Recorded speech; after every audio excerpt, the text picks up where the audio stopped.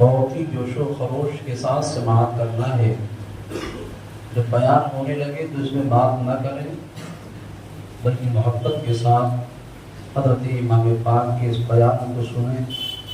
تاکہ امام پاک رضی اللہ تعالیٰ عنہ فیضان و لمعان سے مالا مال ہوں. الحمدللہ رب العالمین والعاقبۃ للمتقین والصلاة والسلام على من كان نبيا وآدم بين الماء والطين والصلاة والسلام على سيد الأنبياء والمرسلين أما بعد فقد قال الله تبارك وتعالى في القرآن العظيم والفرقان الحميد فأعوذ بالله من الشيطان الرجيم بسم الله الرحمن الرحيم يا أيها الذين آمنوا استعينوا بالصبر والصلاة إن الله مع الصابرين. آمنت بالله صدق الله العظيم وصدق رسوله النبي الأمين المكين المتين المبين المعين الكريم ونحن على ذلك لمن الشاهدين والشاكرين والحمد لله رب العالمين. غوث اعظم بغنے بی سرو ساما مدد قبلہ دی مدد کعبہ ایمان مدد بگرداب بلا افتاد گشتی ضعیفان شکستہ رات و گشتی بے حق خواجہ عثمان ہارونی مدد کن یا معین الدین چشتی. قادریم نعرے یا غوث اعظم بی زنم دم ز شیخ احمد رضا قطب عالم بی زنم. قادریم نعرے یا غوث اعظم بی زنم دم ز مرشد متقی مفتی اعظم بی زنم. اللہ رب العزت کا فضل عظیم ہے کہ اس نے ہمیں زندگی جیسی دولت عطا فرمائی اور یہ ایک ایک سانس جو ہماری چل رہی ہے یہ اللہ رب العزت کی نعمت ہے. کچھ ایسے لوگ بھی ہوں گے جو سڑکوں پر بیٹھے ہوں گے فضول باتیں کر رہے ہوں گے نہ جانے کیسی کیسی لایانی باتیں کر رہے ہوں گے. اس کے لیے ان کو موقع ہے لیکن محفل حسین میں آنے کا موقع نہیں ہے.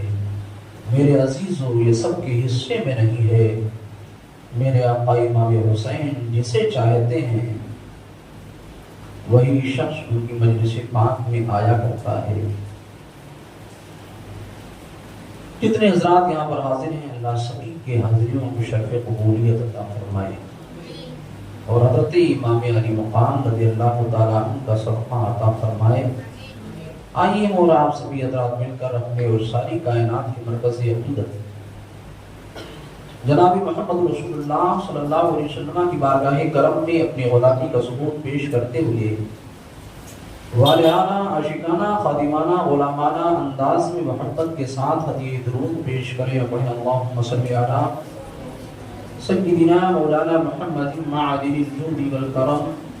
وآلہ الکرام وابنہ الکریم وبارک وسلم صلاۃ و سلام علیک یا رسول اللہ صلی اللہ تعالی علیہ وسلم. حسب معمول نعت پاک رسول کے کچھ اشعار پیش کر رہا ہوں ملاحظہ فرمائیں. میرے مصطفیٰ کا ثانی کوئی دوسرا نہیں ہے کوئی دوسرا نہیں ہے. میرے مصطفیٰ کا ثانی کوئی دوسرا نہیں ہے کوئی دوسرا نہیں ہے. میرے مصطفیٰ کا ثانی کوئی دوسرا نہیں ہے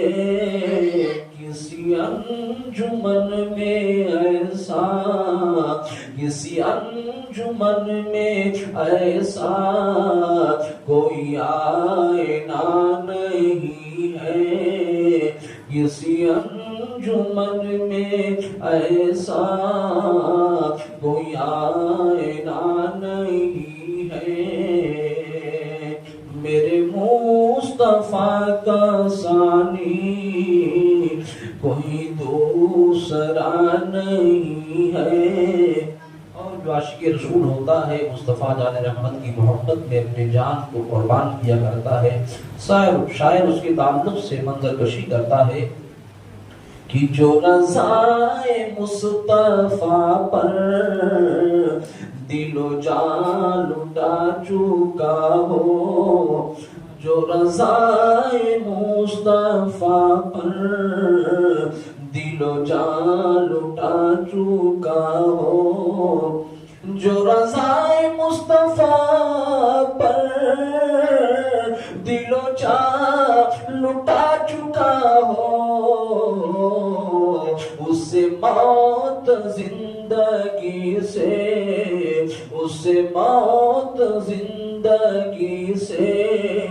کوئی واسطہ نہیں ہے، اس سے موت زندگی سے کوئی واسطہ نہیں ہے۔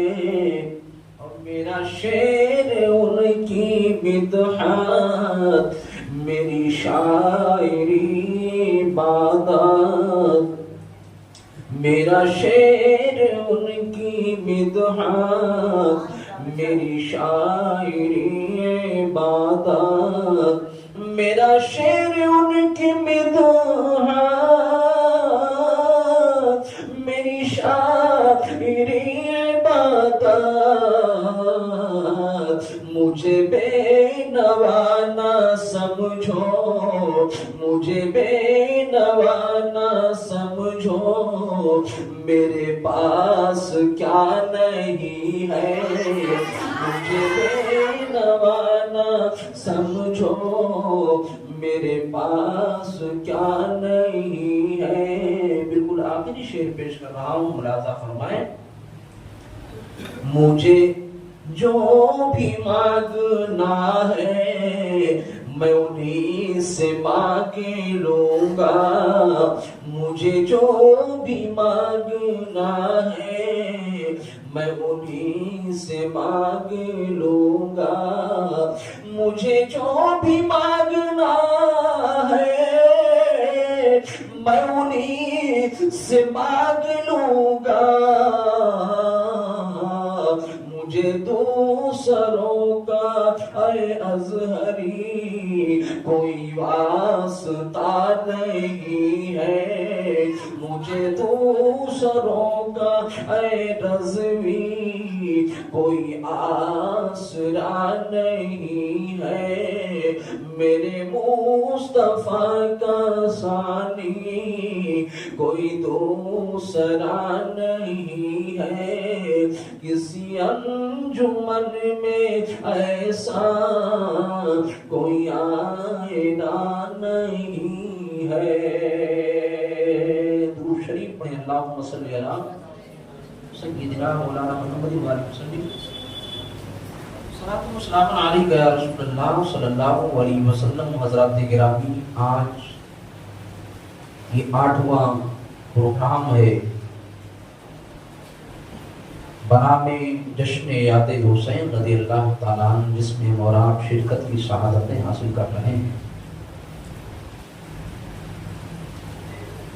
آج جو ہمارا بیان ہوگا حضرت امام علی مقام رضی اللہ تعالیٰ عنہ کی مکہ سے روانگی اور حضرت امام مسلم رضی اللہ تعالیٰ عنہ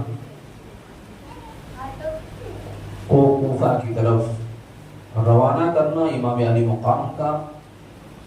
اس کے بعد پھر حضرت امام مسلم کی شہادت، اور اس کے بعد پھر حضرت امام مسلم کی دونوں معصوم بچوں کی شہادت، پھر حضرت امام علی مقام رضی اللہ تعالیٰ عنہ 2 محرم الحرام کو کربلا کے میدان میں پہنچ جایا کرتے ہیں۔ انشاءاللہ اتنا بیان آپ کو سماعت کرنا ہے۔ آقا کریم صلی اللہ علیہ وسلم کے دیوانوں کے متعلق کل میں نے بتایا تھا کہ میرے امام حضرت امام علی مقام رضی اللہ تعالیٰ عنہ اس مدینے کو چھوڑ کر جب چلتے ہیں جس مدینے کے تعلق سے اعلیٰ حضرت سرکار بارگاہ رسالت امام صلی اللہ علیہ وسلم میں عریضہ پیش کرتے ہیں، یا رسول اللہ مدینے کے خطے خدا تجھ کو رکھے، مدینے کے خطے خدا تجھ کو رکھے، غریب و فقیروں کے ٹھہرانے والے، غریب و فقیروں کے ٹھہرانے والے،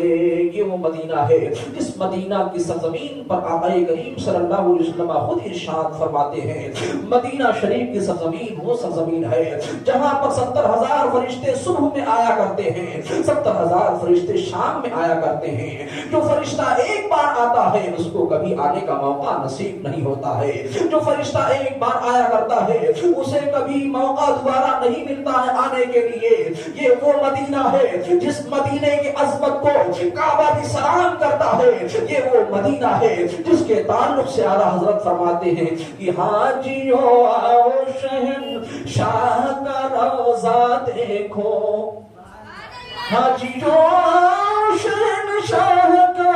روضہ دیکھو، کعبہ تو دیکھ چکے کعبے کا کعبہ دیکھو۔ آج حضرت امام علی مقام رضی اللہ تعالیٰ عنہ میدان کربلا کی سرزمین پر مدینے کو چھوڑ کر کے جا رہے ہیں۔ مدینہ کی گلیوں نے آپ کو سلام کیا ہوگا، مدینہ کے زروں نے آپ کو سلام کیا ہوگا، اہل مدینہ پر کتنا غم ہوا ہوگا۔ آقا کریم صلی اللہ علیہ وسلم کا مقدس شہزادہ مکہ المکرمہ کی طرف روانہ ہو جاتا ہے، اور مکہ شریف کے سرزمین پر جب آپ پہنچا کرتے ہیں وہاں پر اصحاب رسول اللہ موجود ہیں۔ اصحاب رسول اللہ سب سے پہلے کھڑے ہو کر کے آپ کا انتظار کر رہے تھے، آپ کے منتظر تھے، اس لیے کہ میرے آقا کا مقدس شہزادہ آنے والا ہے، نواسے رسول آنے والا ہے، جنتی جوانوں کا سردار آنے والا ہے۔ آقا کریم صلی اللہ علیہ وسلم کے اس مقدس شہزادے کے انتظار میں لوگ کھڑے ہوئے ہیں۔ حضرت عبداللہ بن زبیر کھڑے ہوئے انتظار کر رہے ہیں، حضرت عبداللہ بن عمر کھڑے ہوئے انتظار کر رہے ہیں کہ آقا کریم صلی اللہ علیہ وسلم کا مقدس شہزادہ کب آئے گا۔ یکایک لوگوں کی نظروں نے دیکھا کہ حضرت امام علی مقام رضی اللہ تعالیٰ عنہ مکہ کی سرزمین پر آپ کی آمد ہو جایا کرتی ہے، لوگ خوشی میں مست ہو جاتے ہیں، خوشیوں میں مست ہو کر کے آقا کریم صلی اللہ علیہ وسلم کے مقدس شہزادے کی قدر کرتے ہوئے نظر آ رہے ہیں، اہلاً و سہلاً مرحبا کہتے ہوئے نظر آ رہے ہیں۔ اے ابن رسول اللہ آپ کا آنا مبارک ہو، میرے آقا امام پاک آپ کا آنا مبارک ہو۔ سب کے سب خوش ہو جایا کرتے ہیں، سبھی لوگ دعوتیں کیا کرتے ہیں، حضرت امام علی مقام کو اپنے گھروں پر برکتاً لے جایا کرتے ہیں، اس لیے کہ یہ مقدس قدم تھا کہ جس مقدس قدم کے تعلق سے آقا کریم صلی اللہ علیہ وسلم خود ارشاد فرماتے ہیں، میرا یہ شہزادہ جنتی جوانوں کا سردار ہے، میرا یہ وہ شہزادہ ہے جو چاہے گا، جس کو چاہے گا اسے جنت میں داخل کرائے گا، اور جس کو چاہے گا جنت میں جانے سے منع کروا دے گا۔ سبحان اللہ، سبحان اللہ۔ آقا کریم صلی اللہ علیہ وسلم کی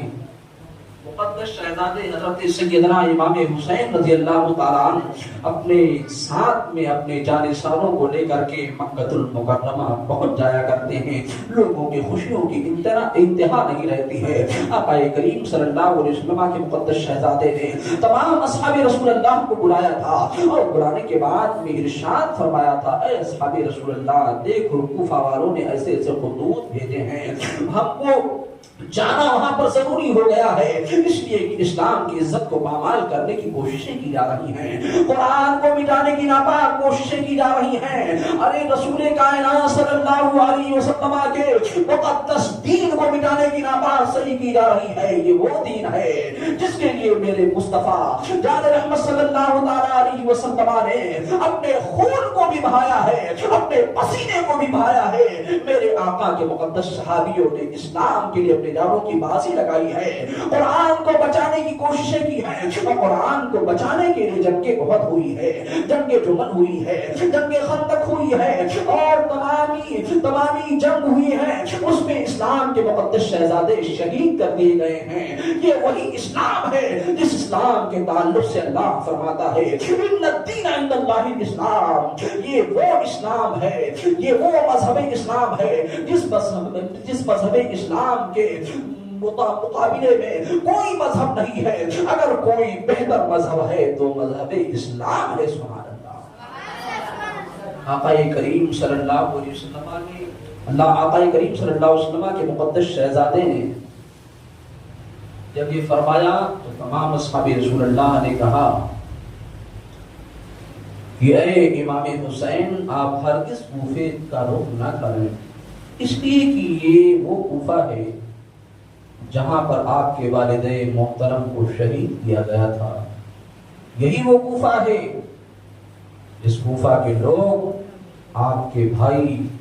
امام حسن کو لوگوں نے دھوکہ دیا تھا۔ ہم سب مل کر کے یہ کہتے ہیں اور ہم سب مل کر کے مشورہ دے رہے ہیں،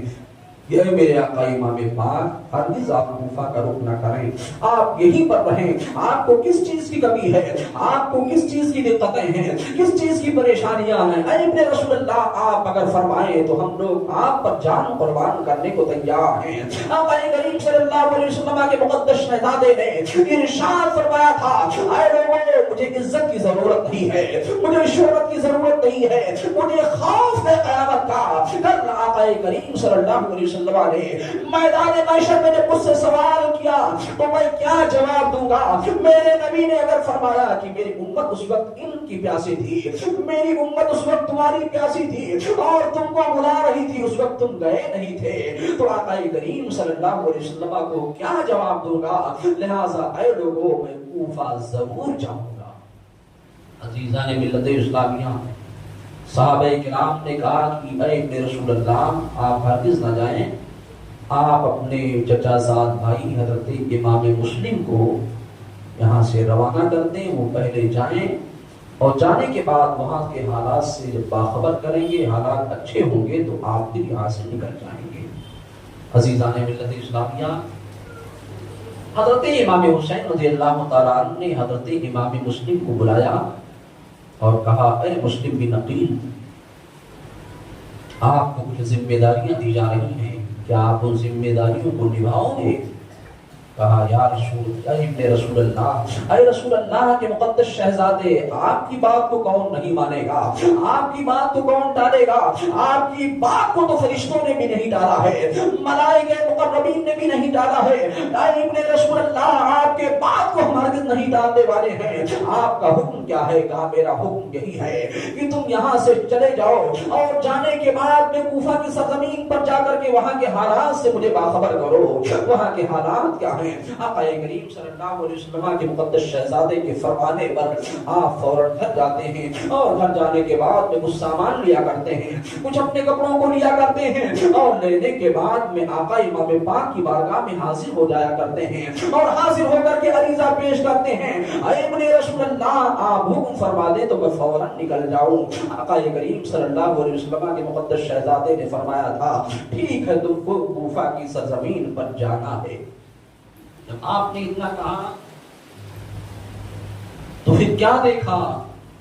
کہ حضرت مسلم بن عقیل رضی اللہ تعالیٰ عنہ کے دو مقدس شہزادے آپ کے قریب میں کھڑے ہوئے عریضہ پیش کر رہے ہیں، اے میرے ابو جان، ہم بھی آپ کے ساتھ میں چلیں گے،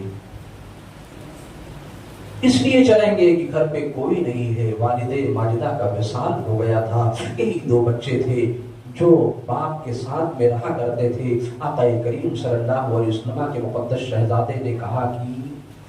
آپ لوگ نہ جائیں، یعنی ان دونوں بچوں کو کہا آپ لوگ نہ جائیں، آپ لوگ یہیں رہیں، ابن رسول اللہ کے ساتھ میں رہیں، رسول اللہ صلی اللہ علیہ وسلم کے مقدس شہزادوں کے ساتھ میں رہیں، یہاں تم لوگوں کی حفاظت رہے گی۔ ان دونوں بچوں نے کہا تھا اے میرے والد محترم، آپ کے نہ رہنے کے بعد ہمارا جینا بیکار ہے، اے میرے والد محترم ہم آپ کے ساتھ میں چلیں گے، اس لیے کہ آپ نے مجھے محنت و مشقت کے ساتھ پالا ہے، مجھے محبت کے ساتھ آپ نے کھلایا ہے، مجھے محبت کے ساتھ آپ نے پلایا ہے، لہٰذا ہم دونوں بھائی آپ کے ساتھ میں چلیں گے، تبھی آپ کو جانے دیں گے۔ آقا کریم صلی اللہ علیہ وسلم کے مقدس شہزادے نے فرمایا اے مسلم بن عقیل سنو سنو، یہ بچے تمہارے بنا رہ نہیں پائیں گے، لہٰذا ان بچوں کو بھی تم ساتھ میں لے کر کے جاؤ۔ حضرت مسلم بن عقیل کو جب یہ حکم ہوتا ہے، حضرت مسلم بن عقیل اپنے دونوں بچوں کو لیتے ہیں اور لینے کے بعد میں کوفہ کی سرزمین پر جانے کا ارادہ مکمل بنا کر کے نکل لیتے ہیں،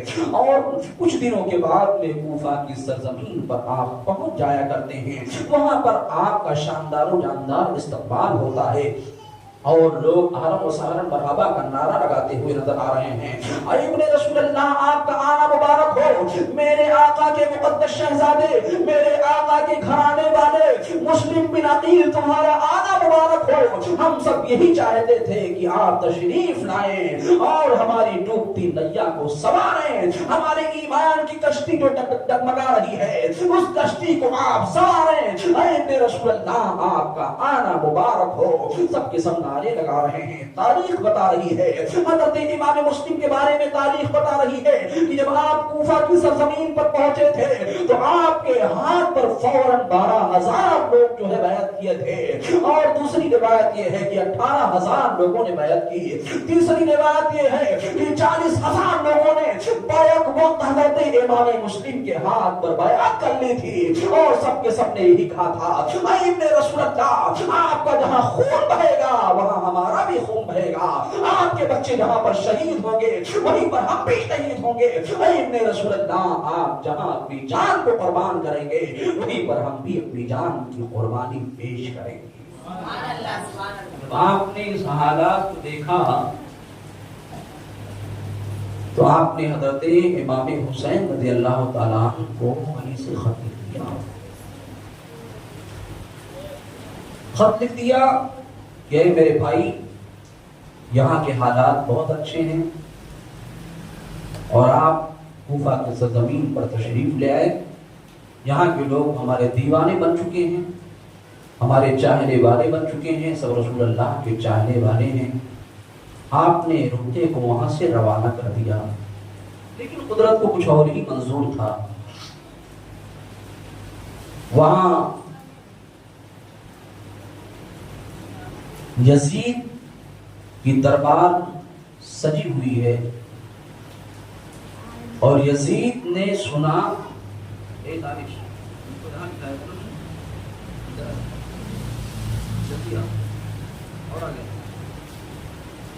پڑھے اللہم صلی علی سیدنا مولانا محمد وعلی وسلم صلاۃ و سلام علیہ رسول اللہ صلی اللہ علیہ وسلم۔ یزید نے سنا کہ حضرت امام مسلم کی آمد کوفہ کی سرزمین پر ہو چکی ہے، لوگ جو درجو حضرت امام مسلم کے ہاتھ پر بیعت کر رہے ہیں اور حضرت امام مسلم سے محبت کر رہے ہیں۔ اس نے اپنے تمام دوستوں اور ساتھیوں کو بلایا اور کہا کہ سب سے پہلا کام یہ کرنا ہے کہ جتنے بھی اصحاب رسول اللہ ہیں ان سے ہمارے بیعت کا مطالبہ کرنا ہے، اگر ہماری بیعت کرتے ہیں تو ٹھیک ہے، ہمارے ہاتھوں میں ہاتھ دیتے ہیں تو ٹھیک ہے، ورنہ امام مسلم کو وہیں پر قتل کر دیا جائے اور یا تو دیش بدر کر دیا جائے۔ عزیزان ملت اسلامیہ، تمام اس کے دوستوں نے یعنی یزید کے دوستوں نے مشورہ دیا کہ کوفہ کے گورنر حضرت نعمان بن بشیر جو ہیں وہ آقا کریم صلی اللہ علیہ وسلم کے مقدس صحابی ہیں، اور صحابی ہیں اس وجہ سے حضرت امام مسلم پر نہ تو ظلم کر سکتے ہیں، نہ تو حضرت امام مسلم کو ستا سکتے ہیں، نہ ان کو پریشان کر سکتے ہیں، لہذا عبید اللہ ابن زیاد جو شقیق القلب ہے، جس کا دل بہت ہی پتھر ہے، اس کو کوفہ کا گورنر مقرر کر دیا جائے اور نعمان بن بشیر کو معزولی کا پروانہ دے دیا جائے اور ان کو گورنری سے ہٹا دیا جائے۔ بہرحال یہ بات طے ہو گئی۔ اب عبید اللہ بن زیاد بصرہ سے چلا اور چلنے کے بعد بھی اس راستے سے ہو لیا جو راستہ عرب کی سرزمین سے کوفہ کے لیے آیا کرتا تھا۔ لوگوں کو یہ پتا ہو گیا تھا کہ امام علی مقام تشریف لانے والے ہیں۔ اس نے ایک لشکر لیا، لشکر کو بہت دور پر ٹھہرایا اور تقریباً 20 آدمیوں کو اپنے ساتھ میں لے کر کے حجازی لباس پہن کر کے، یعنی عربی لباس پہن کر کے، چہرے پر نقاب ڈال کر کے اور کوفہ کی سرزمین پر پہنچ جایا کرتا ہے۔ مغرب اور عشاء کے درمیان کوفہ کی سرزمین پر پہنچتا ہے۔ جیسے ہی اس کا پہنچنا تھا، لوگوں نے یہ سوچا کہ ابن رسول اللہ آنے والے ہیں، حضرت امام حسین آنے والے ہیں، ان کے گھر کے مقدس شہزادے آنے والے ہیں، یہ وہی لوگ ہیں جنہیں ابن رسول اللہ کہا جاتا ہے۔ لیکن لوگوں کو یہ پتا نہیں تھا اس دجال نے کیا جال بچھا کر کے رکھا ہوا تھا، کتنا بڑا مکار تھا، کتنا بڑا چاپلوس تھا یزید کا۔ عزیزان ملت اسلامیہ وہاں سے حجازی لباس پہن کر کے، نقاب اوڑھ کر کے آیا تھا۔ سبوں نے سمجھا کہ ابن رسول اللہ ہیں، حضرت امام حسین ہیں، ان کے ساتھ میں عباس نمبردار ہیں، ان کے ساتھ میں حضرت علی اکبر ہیں، حضرت علی اصغر ہیں، اور سب کے سب ہیں، لہذا ان کا استقبال کیا جائے۔ سب کے سب استقبال کرتے ہوئے نظر آ رہے ہیں، نعرے تکبیر اور نعرے رسالت کی صدائیں بلند فرما رہے ہیں۔ لیکن کوفہ والوں کو یہ پتا نہیں تھا کہ آنے والا شخص یہ کون ہے، عبید اللہ بن زیاد ہے یا امام حسین کے خاندان والے ہیں۔ بہرحال وہ آتا ہے اور آنے کے بعد میں بہت تیزی کے ساتھ کوفہ کے دارالعمارت پہ وہ چڑھ جایا کرتا ہے، اور چڑھنے کے بعد اس نے نقاب کو پلٹا، اور پلٹنے کے بعد اس نے کہا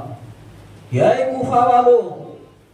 سن لو، میں تمہارے اوپر گورنر مقرر کیا گیا ہوں۔ تم لوگوں نے امام مسلم کو اپنے گھر میں پناہ دے رکھی ہے، یزید کے باغی کو معاذ اللہ تم نے پناہ دے رکھی ہے۔ یاد رکھو جتنے لوگوں نے امام مسلم کے ہاتھ پہ بیعت کیا ہے، سبوں سے میری گزارش ہے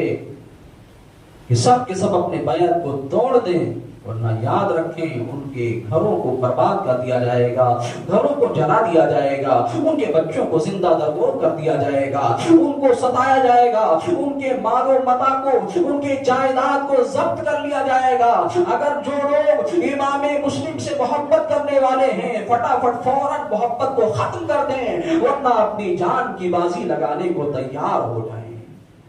عزیزان ملت اسلامیہ، جب کوفیوں نے سنا تو حضرت امام مسلم کے ہاتھ پر جو لوگ بیعت ہوئے تھے، ڈر کے مارے، خوف کی وجہ سے ان لوگوں نے دھڑا دھڑ بیعت توڑنا شروع کر دیا۔ حضرت امام مسلم رضی اللہ تعالیٰ عنہ مختار بن ابو عبیدہ ثقفی کے یہاں قیام فرما تھے، اور آپ نے جب یہ سنا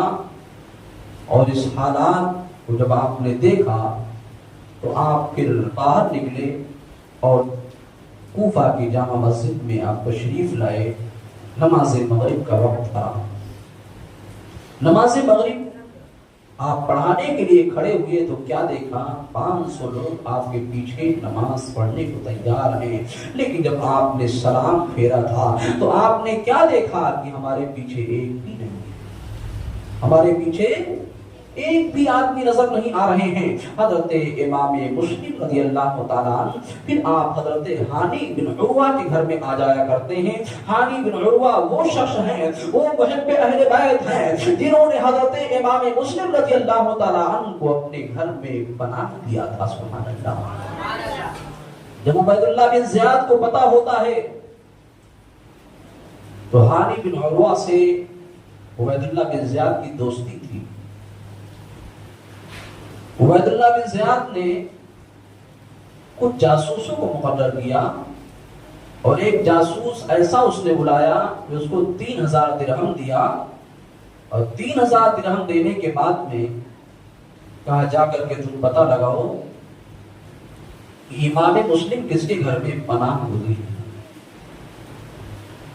وہ شخص مسجد میں جاتا ہے، ایک صحابی رسول ہے، ان سے ملاقات ہو جایا کرتی ہے،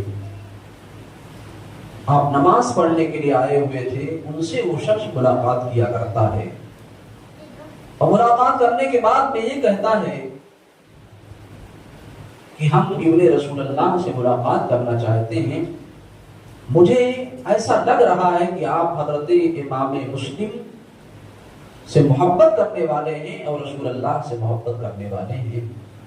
جس کی بنیاد پر میرا یہ یقینی فیصلہ ہے کہ تم حضرت امام مسلم تک مجھے پہنچا دو گے، اور حضرت امام مسلم کی بارگاہ میں ہم یہ 3000 درہم پیش کرنا چاہتے ہیں۔ عزیزان ملت اسلامی، دیکھیے مکاریوں کی جال کس طرح بچھائی جا رہی ہے۔ بہرحال وہ شخص حضرت امام مسلم رضی اللہ تعالیٰ عنہ سے محبت کرنے والے تھے، رسول اللہ سے محبت کرنے والے تھے، انہوں نے جب یہ دیکھا کہ یہ گریہ وزانی کر رہا ہے اور امام مسلم سے ملاقات کرنے کا شوق ہے اور مصطفیٰ جان رحمت کا یہ عاشق لگ رہا ہے، مصطفیٰ جان رحمت کے خاندان والوں کا وفادار لگ رہا ہے، تو اس نے ہانی بن عروہ کے گھر تک اس شخص کو پہنچا دیا۔ ہانی بن عروہ کے گھر تک پہنچایا، حضرت امام مسلم سے وہ شخص جا کے ملاقات کیا کرتا ہے، 3000 درہم دیا کرتا ہے۔ حضرت امام مسلم رضی اللہ تعالیٰ عنہ نے اس کو اپنی نگاہ محبت سے دیکھا تو آپ نے یہ سوچنا شروع کر دیا کہ ہو نہ ہو یہ کسی کا چاپلوس ہے، اس لیے کہ مصطفیٰ کے خاندان والے وہ تھے جن کو بہت ساری علمیں بھی اللہ نے عطا کر کے رکھی تھی۔ بہرحال حضرت امام مسلم رضی اللہ تعالیٰ عنہ نے اسے کچھ نہیں کہا، اور حضرت امام مسلم رضی اللہ تعالیٰ عنہ جو اپنے دیوانوں کو بلاتے تھے، اگر کوئی رائے مشورہ کیا کرتے تھے تو یہ وہاں پر موجود رہتا تھا، کیونکہ اس نے کہا تھا کہ ہم آپ کے غلامی میں رہنا چاہتے ہیں، امام مسلم کی غلامی میں رہنا چاہتے ہیں، جس کی بنیاد پر یہ غلام بن کر کے آقا امام مسلم رضی اللہ تعالیٰ عنہ کی بارگاہ میں رہا کرتا تھا، اور رات میں اپنے گھر کے بہانے سے یہ عبید اللہ بن زیاد کے پاس جایا کرتا تھا، اور جانے کے بعد میں ساری باتوں کی خبر کو عبید اللہ بن زیاد کو پہنچاتا تھا۔ عبید اللہ بن زیاد کو جب یہ خبر ہو گئی کہ ہانی بن عروہ کے گھر میں امام مسلم نے پناہ لے رکھی ہے، اس نے حضرت امام مسلم کو گرفتار کرنے کے لیے بہت سارے لوگوں کو بھیجا۔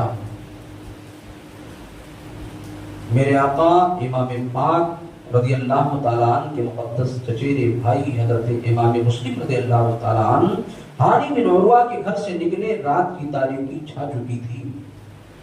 آپ وہاں سے نکلے تو آپ نے کیا دیکھا؟ جو دروازے ہمارے لیے کل کھلے ہوئے تھے، جن دروازوں سے یہ آوازیں آ رہی تھی اے ابن رسول اللہ آپ کا آنا مبارک ہو، وہی دروازے آج میرے لیے بند نظر آ رہے ہیں۔ آخر بات کیا ہے، وجہ کیا ہے؟ آگے بڑھتے ہوئے چلے جا رہے ہیں۔ حضرت امام مسلم رضی اللہ تعالیٰ آگے بڑھتے ہیں تو کیا دیکھتے ہیں؟ ایک بوڑھی ماں ہے جو اپنے دروازے کو کھول کر کے بیٹھی ہوئی ہے۔ اس نے پوچھا اے شہزادے تم کہاں سے آئے ہو؟ کہا کہ اے میری امی جان سنو، میں جو ہے مکہ المکرمہ سے آیا ہوں، مدینہ المنورہ سے آیا ہوں، میرا ہی نام مسلم بن عقیل ہے، میرے ہی ہاتھوں پر لوگوں نے بیعت کی تھی، آج کوفہ کے لوگ میرے ساتھ غداری اور بے وفائی کر رہے ہیں، لہٰذا اے میری ماں میں آپ کے گھر میں پناہ لینا چاہتا ہوں۔ وہ بوڑھی ماں جو تھی مصطفیٰ جان رحمت سے محبت کرنے والی تھی، انہوں نے کہا اے ابن رسول اللہ آپ ہمارے گھر میں تشریف لے چلیں۔ اس نے نئے فرش کو بچھا دیا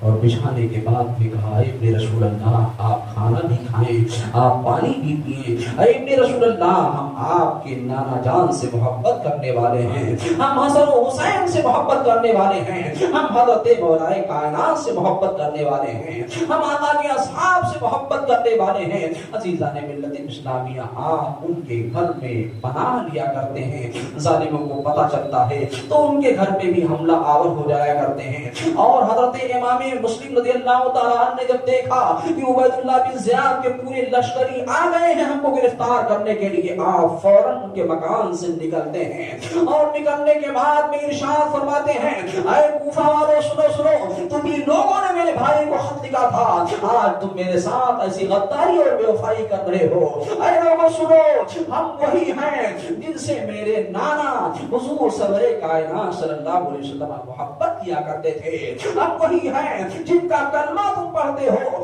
جن کے نانا کا کلمہ تم پڑھتے ہو، ہم وہی ہیں جن سے میرے نبی محبت فرمایا کرتے تھے۔ لیکن ظالم شقیق القلب تھے، ان کے ذہن و دماغ پر کوئی اثر نہیں ہوا، ان کے دل پر کوئی اثر نہیں ہوا۔ حضرت امام مسلم نے ایک خطبہ دیا، اے لوگو سنو سنو، میں ابن رسول اللہ ہوں، میں ہرگز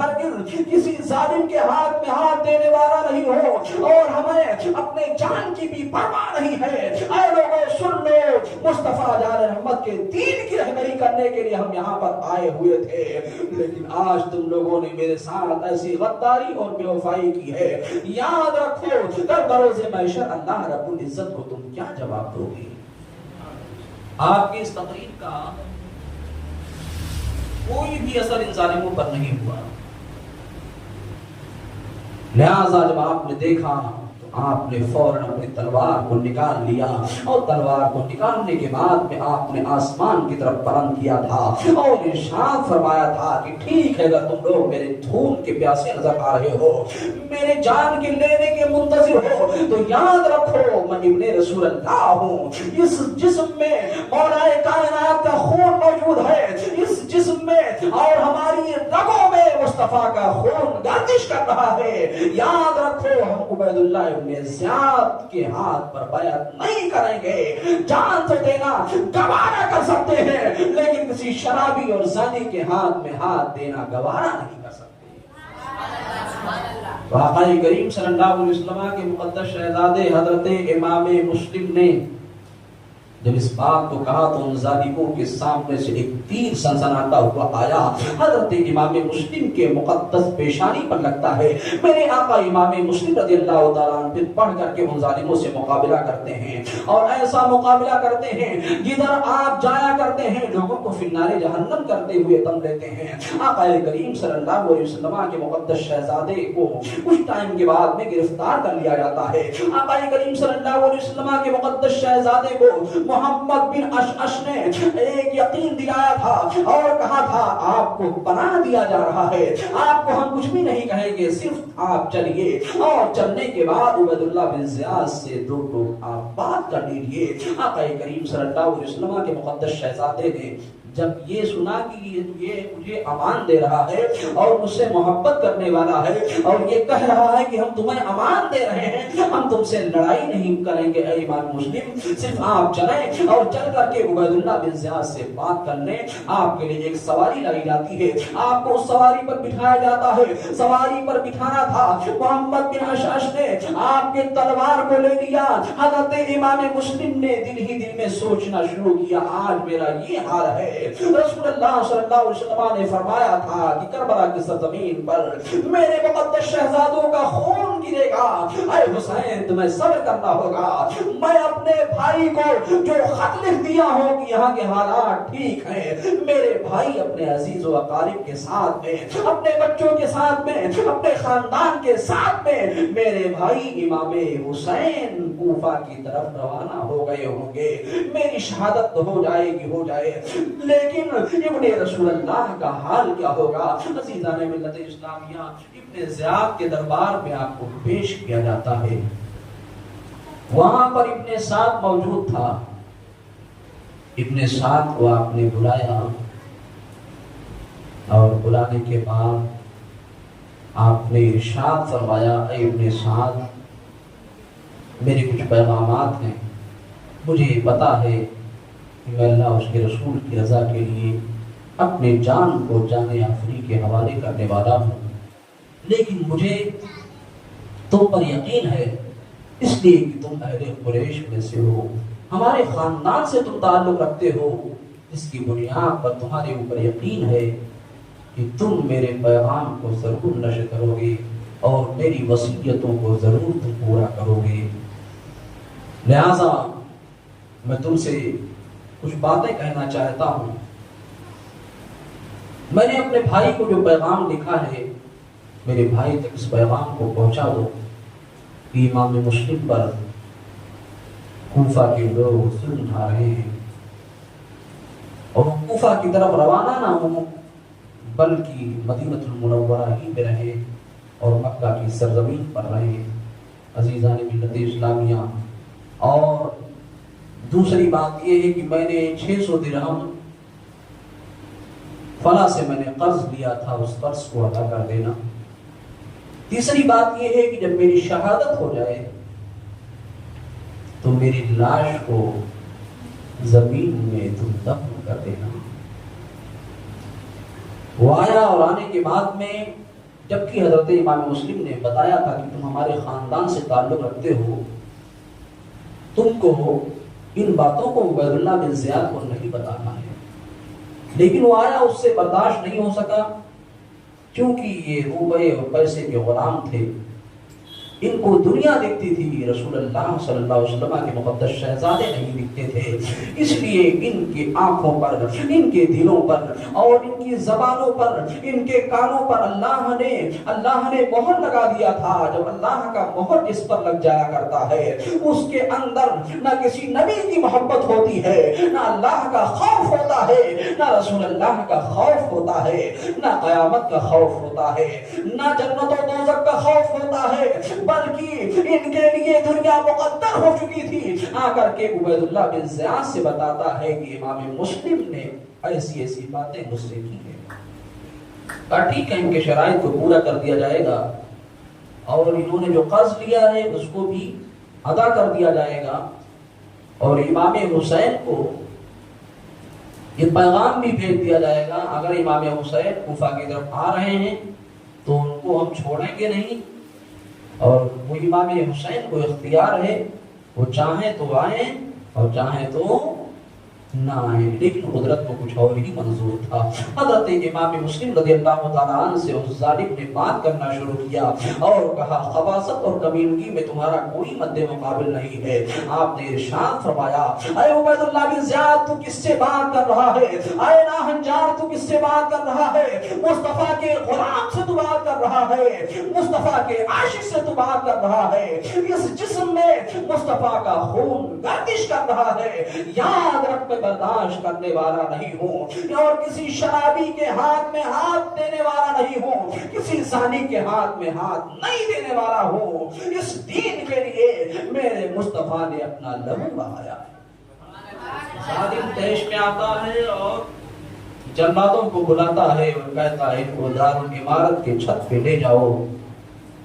اور لے جانے کے بعد میں ان کو شہید کر دو، ان کو قتل کر دو، ان کے سر کو تن سے جدا کر دو، اور جب سر تن سے جدا ہو جائے تو دارالعمارت سے ان کے سر کو بھی اور ان کے جسم کو بھی اٹھا کر دارالعمارت سے پھینک دو، تاکہ ان کے جسم کی بوٹیاں بوٹیاں ہو جائیں۔ اللہ اکبر۔ آقا کریم صلی اللہ علیہ وسلم کے مقدس شہزادے کو یہ ظالم لے جاتے ہیں، اور لے جانے کے بعد میں جبکہ حضرت امام مسلم رضی اللہ تعالیٰ عنہ کے سامنے دوسری مرتبہ لوگ پھر آ گئے تھے اور آپ کے دیوانے بن گئے تھے، آپ کے مستانے بن گئے تھے، آپ اگر چاہتے تو آپ اشارہ کر دیتے تو عبید اللہ بن زیاد خود مارا جاتا، لیکن آپ نے اشارہ نہیں کیا، اور آپ نے ایسے وقت میں صبر کا دامن مضبوطی کے ساتھ پکڑ کے رکھا، کیونکہ آپ کو یہ پتا ہو چکا تھا کہ مصطفیٰ جان رحمت سے ملنے والا ہوں، اور مصطفیٰ جان رحمت کا سچا اور پکا وفادار سپاہی بن کر کے حضرت امام حسن سے بھی ملنے والا ہوں۔ عزیزان ملت اسلامیہ، آپ کی شہادت ہو جایا کرتی ہے۔ انا للہ و انا الیہ راجعون۔ اب عبید اللہ بن زیاد اپنے ساتھیوں کو بلاتا اور کہتا ہے اے لوگوں، دیکھا کہ امام مسلم کا کیا حال ہوا؟ کسی نے اس کے دربار میں کہہ دیا کہ امام مسلم کے ساتھ میں ان کے دونوں بچے بھی آئے ہوئے تھے۔ اس نے کہا کہ ٹھیک ہے، میں یزید سے بات کرتا ہوں، یزید کا جو حکم ہوگا اس حکم کی تکمیل کی جائے گی۔ اس نے یزید سے بات کیا، اپنے خطوط کو بھیجا، چونکہ خط کا زمانہ تھا، تو ادھر سے جواب یہ آیا کہ مسلم بن عقیل کے بچے اگر وہاں پر ہیں تو ان کو زندہ ہمارے دربار میں گرفتار کر کے پیش کیا جائے۔ اس نے اعلان کر دیا عبید اللہ بن زیاد نے کہ اتنا انعام دیا جائے گا جو امام مسلم کے بچوں کو زندہ گرفتار کر کے لائے گا۔ آپ یہ دونوں بچے مشکور نامی شخص کے یہاں قیام پذیر تھے۔ جب اس بوڑھی ماں کے یہاں آپ قیام فرماتے، اس سے پہلے ہی اپنے بچوں کو مشکور جو داروغہ تھے ان کے حوالے اپنے بچوں کو کر دیا تھا۔ عزیزان محترم، عبید اللہ بن زیاد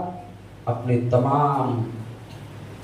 نااہلوں کو بھیجتا ہے تلاش کرنے کے لیے کہ اتنا انعام رکھا گیا ہے، جو حضرت امام مسلم کے بچوں کو پکڑ کے لائے گا اس کو انعام و اکرام سے نوازا جائے گا، اس کے گھر کو بنوا دیا جائے گا، اس کے بچوں کی زندگیوں کو سجا دیا جائے گا، اس کو اچھا سے اچھا محل دے دیا جائے گا۔ اب تمام دنیا کے کتے نکل چکے ہیں حضرت امام مسلم بن عقیل کے بچوں کو تلاش کرنے کے لیے۔ تلاش کرتے کرتے حضرت امام مسلم کے دونوں بچے مل جایا کرتے ہیں، جو قاضی شریح نامی شخص کے یہاں قیام پذیر ہو گئے تھے۔ قاضی شریح نے یہ سنا کہ امام مسلم کے بچوں کے تعلق سے عبید اللہ بن زیاد نے اعلان کر کے رکھا ہے کہ جو ان کے بچوں کو پکڑ کے لائے گا اس کو انعام و اکرام سے مالا مال کر دیا جائے گا۔ قاضی شریح نے اپنے بچے کو بلایا، یعنی اپنے لڑکے کو بلایا، اور بلانے کے بعد میں کہا کہ ان دونوں بچوں کو اہل عرب ایک قافلہ جانے والا ہے، اسی قافلے کے ساتھ میں تم کر دو، اور اسی قافلے کے ساتھ میں اس قافلے کے حوالے جب کر دو گے تو یہ بچے بخیر و عافیت مدینہ منورہ پہنچ جائیں گے۔ قاضی شریح کا لڑکا لے کر کے جاتا ہے قادسیہ، اور لے جانے کے بعد میں وہاں پر کیا دیکھتا ہے کہ جو قافلہ جانے والا تھا وہ قافلہ نکل چکا ہے، اس قافلے کا گرد و غبار نظر آ رہا تھا، لہذا دوڑا کر کے اس لڑکے نے آپ کے دونوں بچوں کو کہا کہ تم لوگ چلے جاؤ، دوڑتے ہوئے چلے جاؤ، اس قافلے سے مل جاؤ۔ عزیزان ملت اسلامیہ، چھوٹے چھوٹے بچے تھے، ننھے مجاہد تھے، دوڑتے دوڑتے تھک جایا کرتے ہیں، وہیں پر بیٹھ جایا کرتے ہیں۔ رات کی تاریکی چھا جاتی ہے، رات کی تاریکی جب چھا جاتی ہے تو رونا شروع کر دیتے ہیں، رات کی تاریکی جب چھا جاتی ہے اس طرح رو رہے ہیں، دونوں بھائی آپس میں لپٹ گئے ہیں، اور چونکہ ابو جان کے تعلق سے سن چکے تھے کہ میرے باپ حضرت امام مسلم بن عقیل کی شہادت ہو چکی، اب وہاں پر عبید اللہ ابن زیاد کے دو سپاہی پہنچتے ہیں، اور پہنچنے کے بعد میں ان بچوں کو گرفتار کر کے اور جیل میں ڈال دیتے ہیں۔ جیل میں ڈالتے ہیں تو مشکور نامی جو داروغہ تھا وہ محب اہل بیت تھا، اس کے دل میں مصطفیٰ جان رحمت کی محبت تھی۔ اس نے رات کی تاریکی میں ان بچوں کو جیل سے نکالا،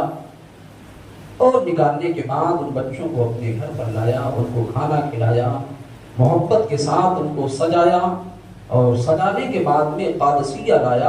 اور قادسیہ لانے کے بعد میں کہا کہ اے بچوں یہاں سے قافلہ جانے والا ہے، تم سب کے سب مدینہ منورہ چلے جاؤ، اہل عرب چلے جاؤ، اللہ تمہیں اپنے حفظ و امان پہ رکھے۔ یہ بچے دوڑتے دوڑتے تھک جایا کرتے ہیں، پریشان ہو جایا کرتے ہیں، کیونکہ قافلے والے بہت تیزی کے ساتھ چلتے ہیں، ان کا ساتھ نہیں دے پاتے ہیں۔ بہرحال یہ تو الگ سی بات ہے کہ ساتھ نہیں دے پاتے ہیں، لیکن اللہ کو کچھ اور ہی منظور تھا۔ یہ بچے چلتے چلتے تھک جایا کرتے ہیں، پوری رات چلا کرتے ہیں، صبح کا سفیدہ جب نمودار ہوتا ہے کیا دیکھتے ہیں؟ وہی کوفہ کی سرزمین ہے، جس کوفہ کی سرزمین پر میرے باپ حضرت امام مسلم کی شہادت ہوئی ہے۔ لوگوں نے غداری کی ہے، لوگوں نے بے وفائی کی ہے۔ بہرحال وہ بچے وہیں پر رک جایا کرتے ہیں۔ ایک پانی کا چشمہ تھا، وہیں پر رک کر کے پانی پیا کرتے ہیں، وضو بنایا کرتے ہیں، نماز پڑھا کرتے ہیں، پھر اللہ کی کبریائی بیان کرنا شروع کر دیتے ہیں۔ پھر والد محترم کی یاد آتی ہے، پھر رونا شروع کر دیتے ہیں۔ رونا تھا کہ ایک عورت آتی ہے اس چشمے سے پانی بھرنے کے لیے، اس نے دیکھا کہ دو بچے ہیں اور بہت ہی آہ و فغاں کر رہے ہیں، رو رہے ہیں، گڑ گڑا رہے ہیں۔ تو قریب جاتی ہے تو کیا دیکھتی ہے؟ دو چھوٹے چھوٹے بچے ہیں۔ ان بچوں سے اس نے پوچھا کہ یہ بچوں تم کون ہو؟ کہا ہم یتیم ہو چکے ہیں، ہمارے باپ حضرت مسلم بن عقیل کی شہادت لوگوں نے کر دی ہے، ہم یتیم ہو چکے ہیں، ہم بے سہارے ہو چکے ہیں، ہمارا یہاں کوئی مددگار نہیں ہے، ہمارا یہاں کوئی حامی و ناصر نہیں ہے۔ اس نے کہا کہ میں جس کی خادمہ ہوں وہ بہت ہی محب اہل بیت ہے، ہم جاتے ہیں،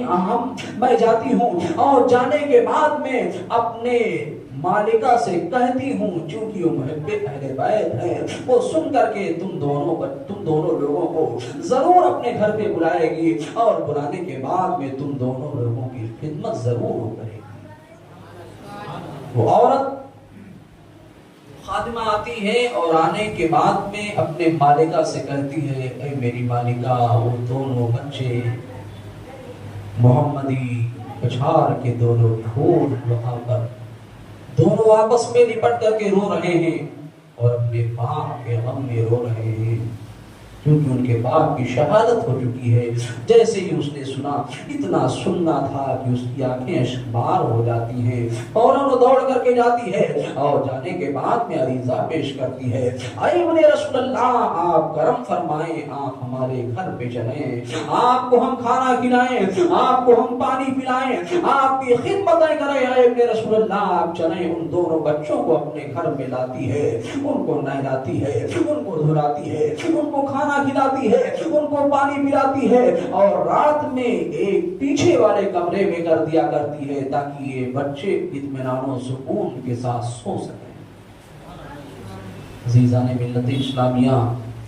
تاریخ کے اوراق کو جب پلٹو تو کلیجہ منہ کو آتا ہے۔ حضرت امام علی مقام رضی اللہ تعالیٰ عنہ کے مقدس شہزادوں کا ذکر کرنا یہ آسان کام نہیں ہے، دل بھر آتا ہے، آنکھیں اشکبار ہو جاتی ہیں، دل بیتاب ہو جایا کرتا ہے کہ میرے آقا امام علی مقام کا اگر فیضان نہ ہو تو ان کا ذکر کوئی بھی بیان نہ کر سکے۔ یہ میرے آقا امام علی مقام کا فیضان ہے کہ جو ہم اور آپ بیان کر رہے ہیں اور بیان کو سن رہے ہیں۔ جسے چاہا در پہ بنا لیا، جسے چاہا اپنا بنا لیا، یہ بڑے کرم کے ہیں فیصلے، یہ بڑے نصیب کی بات ہے۔ درود شریف پڑھیں، اللہم صلی علی سیدنا مولانا محمد باری وسلم، صلاۃ و سلام علیک یا رسول اللہ صلی اللہ علیہ وسلم۔ بس میں حضرت امام مسلم کی بچوں کی شہادت سنا کر کے اپنی بات کو ختم کر رہا ہوں۔ ان بچوں کو کھلا پلا کر کے سلا دیتی ہے۔ اس کے شوہر کا نام حارث تھا، جو بہت بڑا دنیاوی کتا تھا، لالچی کتا تھا وہ۔ اس نے سنا تھا کہ عبید اللہ بن زیاد کے دربار میں امام مسلم کے بچوں کو جو پکڑ کے لائے گا زندہ، تو انعام و اکرام سے مالا مال کیا جائے گا۔ پورا دن حضرت امام مسلم کے دونوں بچوں کو تلاشتا ہے لیکن نہیں پاتا ہے۔ وہ گھر میں آتا ہے ہاپتا کاپتا ہوا، اپنے بیوی سے کہتا ہے میری بیوی، اے میری زندگی کے ساتھ رہنے والی میری بیوی، آج پورے دن گزر گئے اور میں تھکا ہوا ہوں۔ کہاں تھے؟ کہا کہ امام مسلم کے دونوں بیٹوں کو تلاش رہا تھا، ان کے بیٹوں کو جو تلاش کر کے عبید اللہ بن زیاد کے دربار میں پیش کر دے گا، ان کے سر کو پیش کر دے گا تو بہت ہی انعام و اکرام سے مالا مال کیا جائے گا۔ لہٰذا انہیں بچوں کی تلاش میں پورا دن سرگردہ رہا لیکن وہ بچے مل نہیں پا رہے ہیں۔ اس نے جب سنا تو پیر کے تلے زمین کھسک گئی اور اس نے سوچا کہ ہمارے ہی گھر میں دونوں بچے موجود ہیں۔ اللہ رب العزت کی بارگاہ میں دعا کیا، اے رب کریم ان بچوں کو اپنے حفظ و امان میں رکھ۔ یہ دنیا کا لالچی کتا ہے جو یہ امام مسلم کے بچوں کو تلاش رہا ہے۔ اس نے کہا ٹھیک ہے، تم کھانا کھاؤ اور کھانا کھا کر کے آرام سے سو جاؤ، تمہیں ایسا لگتا ہے کہ دنیا نے تمہیں گھیر کے رکھا ہے۔ اس نے کہا تم کو پتا نہیں ہے، امام مسلم کے بچوں کو جو لائے گا اس کو محل دے دیا جائے گا، اس کو رہنے کے لیے اچھے سے اچھا مکان دے دیا جائے گا، اس کے بیوی کو زیورات سے سجا دیا جائے گا، کیا تم کو پتا نہیں ہے؟ کہا اے ظالم سن،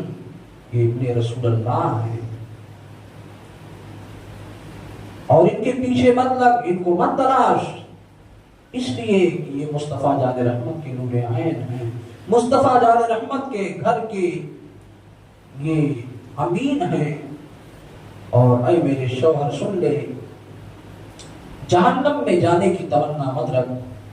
جنت کا ارادہ رکھ، اللہ تجھے توفیق عطا فرمائے گی۔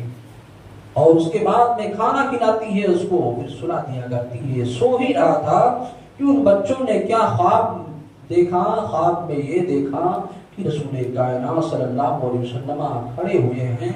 اور میرے آقا رحمت کائنات صلی اللہ تعالیٰ علیہ وسلم حضرت امام مسلم سے پیار فرما رہے ہیں، حضرت امام مسلم کو اپنے گلے سے لگا رہے ہیں اور ارشاد فرما رہے ہیں، اے امام مسلم تمہارے دونوں بچے بھی تمہارے پاس آنے والے ہیں اور ہمارے پاس آنے والے ہیں، جام کوثر کا پیالہ پینے والے ہیں۔ عزیزان ملت اسلامیہ، وہ بچے اسی خواب میں رونا شروع کر دیتے ہیں، وہ آواز بہت تیزی کے ساتھ پھیلنے لگتی ہے تو وہ ظالم اٹھا اور اٹھنے کے بعد میں اپنے بیوی سے کہا یہ آواز کہاں سے آ رہی ہے، اتنی درد بھری آواز کہاں سے آ رہی ہے؟ تو اس کے بیوی نے کہا کہیں پڑوس سے آواز آ رہی ہوگی۔ اس ظالم نے کہا نہیں، یہ پڑوس کی آواز نہیں ہے بلکہ میرے گھر میں ہی یہ آواز آ رہی ہے اور گھر سے ہی آواز آ رہی ہے۔ فوراً ظالم پیچھے کی کمرے کی طرف بڑھا اور بڑھنے کے بعد میں دروازہ کھولا تو کیا دیکھا؟ حضرت امام مسلم کے دونوں بچے آپس میں لپٹے ہوئے ہیں اور لپٹ کر کے زاروں قطار رو رہے ہیں۔ یہ ظالم فوراً بڑھتا ہے اور بڑھنے کے بعد میں مصطفیٰ جان رحمت کے کچھار کے شیروں کے بال کو پکڑنے کی کوشش کرتا ہے۔ اس کی بیوی فوراً بڑھتی ہے اور بڑھنے کے بعد کہتی ہے، اے ظالم، اے ناہنجار سن لے، یاد رکھ کر رسول اللہ کو کیا تو چہرہ دکھائے گا، مصطفیٰ کے نور عین کے رخسار کو تو پکڑنے کی کوشش کر رہا ہے، یاد رکھ تجھے جہنم میں جانا ہوگا۔ اس نے اس کی بات کی کوئی پرواہ نہیں کی، اپنے بیوی کو اس نے دھکا مارا اور دھکا مارنے کے بعد میں مصطفیٰ کے مقدس شہزادوں کے بال کو پکڑ کے گھسیٹتا ہوا نہر فرات کے قریب لایا۔ نہر فرات کے قریب جب لاتا ہے کہا، اے بچوں سن لو، ابھی تمہارے گردنوں کو ہماری تلوار کاٹتی ہوئی نظر آئے گی ان بچوں نے اللہ رب العزت کی بارگاہ میں عریضہ پیش کیا تھا، اے رب کریم اگر تیری رضا اسی میں ہے کہ ہم شہادت کا جام پیے تو اے رب کریم ہم شہادت کا جام پینے کے شائق ہیں۔ مصطفیٰ جان رحمت صلی اللہ علیہ وسلم کے صدقے طفیل میں اپنے باپ کے پاس جانے کے شائق ہیں اور مصطفیٰ جان رحمت کے پاس جانے کی شائق ہیں۔ اللہ کو یہی منظور تھا۔ وہ ظالم نے ان بچوں کو لے جا کر کے کہا پہلے کس کو قتل کروں، پہلے کس کو شہید کروں۔ بڑا بھائی آگے بڑھتا ہے اور آگے بڑھنے کے بعد میں ارشاد فرماتے ہیں، محمد ارشاد فرماتے ہیں، محمد اور ابراہیم نام تھا، یہ دونوں حضرات ارشاد فرماتے ہیں سب سے پہلے مجھے قتل کرو، اس لیے کہ میں اپنے بھائی کے تڑپتی لاش کو میں نہیں دیکھ سکتا۔ چھوٹا بھائی آگے بڑھتا ہے، اس نے کہا سب سے پہلے مجھے شہید کرو تاکہ میں اپنے بڑے بھائی کے لاش کو نہیں دیکھ سکتا اور اپنے بھائی کے لاش کو تڑپتی ہوئی لاش کو نہیں دیکھ سکتا۔ عزیزان ملت اسلامیہ، دونوں بھائیوں کے سروں کو یہ ظالم کاٹتا ہے اور کاٹنے کے بعد میں سروں کو اٹھاتا ہے، جسم کو وہیں چھوڑتا ہے اور چھوڑنے کے بعد میں سیدھا اپنے گھر پہ آیا کرتا ہے اور آنے کے بعد میں پھر صبح کا جب سفیدہ نمودار ہوتا ہے تو پھر عبید اللہ بن زیاد کے یہاں جانے کی کوشش میں لگا ہوا ہے۔ اب وہی خاتون ہے، وہی اس کی عورت ہے، اس نے کہا ابن رسول اللہ کا سر تم کاٹ کر کے لے کے آئے ہو، یاد رکھو میں تمہارا ساتھ چھوڑنا چاہتی ہوں، میں اب یہاں سے جانا چاہتی ہوں، تمہارے گھر میں رہنا نہیں چاہتی ہوں، یاد رکھو تمہارے لیے بد نصیبی مقدر ہو گئی ہے، اب تمہارا گھر برباد ہو جائے گا اور تم بھی برباد ہو جاؤ گے، ان قریب تمہاری جان بھی چلی جائے گی اور تم جہنم کے ایندھن بن جاؤ گے۔ عزیزان ملت اسلامیہ، اب یہ ظالم عبید اللہ بن زیاد کے دربار میں پہنچتا ہے، یہ سوچتا ہے کہ اب مجھے بہت ہی انعام و اکرام سے نوازا جائے گا، یہ سروں کو لے کر کے وہاں پہنچتا ہے اور کہتا ہے عبید اللہ بن زیاد دیکھیے جو آپ نے انعام رکھا تھا اس انعام کے بدلے میں ان بچوں کو تلاش کر کے ان کے سر کو لے کر کے آیا ہوں۔ جیسے ہی اتنا کہنا تھا عبید اللہ بن زیاد غضبناک ہوتا ہے اور پریشان ہو جایا کرتا ہے اور وہ یہ کہتا ہے اے ظالم میں نے سر کو لانے کے لیے نہیں کہا تھا بلکہ میں نے یہ کہا تھا امام مسلم کے بچوں کو جو زندہ گرفتار کر کے میری دربار میں پیش کرے گا اسے انعام و اکرام سے نوازا جائے گا، تو نے تو سر لا کر کے رکھ دیا ہے، اگر یزید نے مجھ سے سوال کر لیا تو میں یزید کو کیا جواب دوں گا۔ فوراً جلادوں کو بلایا اور بلانے کے بعد میں کہا کہ اے جلادو اس ظالم کو لے جاؤ اور زمین کو کھود کر کے زمین کے اندر جو ہے اسے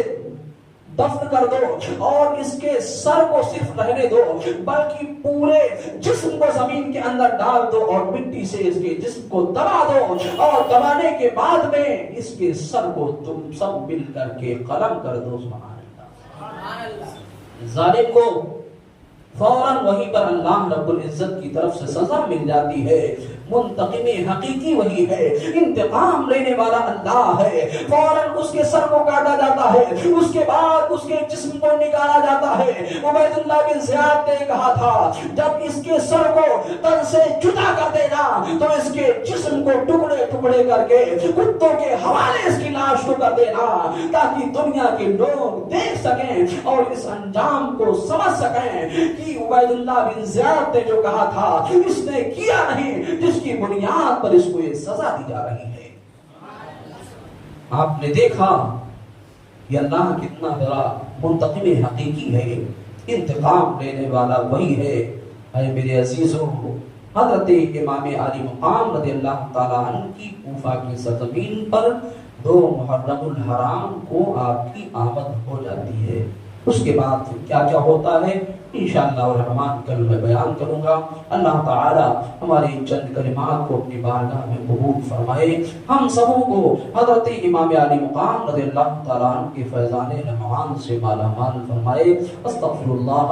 ربی من کل ذنب واتوب الیہ وما علینا الا البلاغ۔ کھڑے ہو جائیں، مصطفیٰ جار رحمت پر درود و سلام پیش کریں۔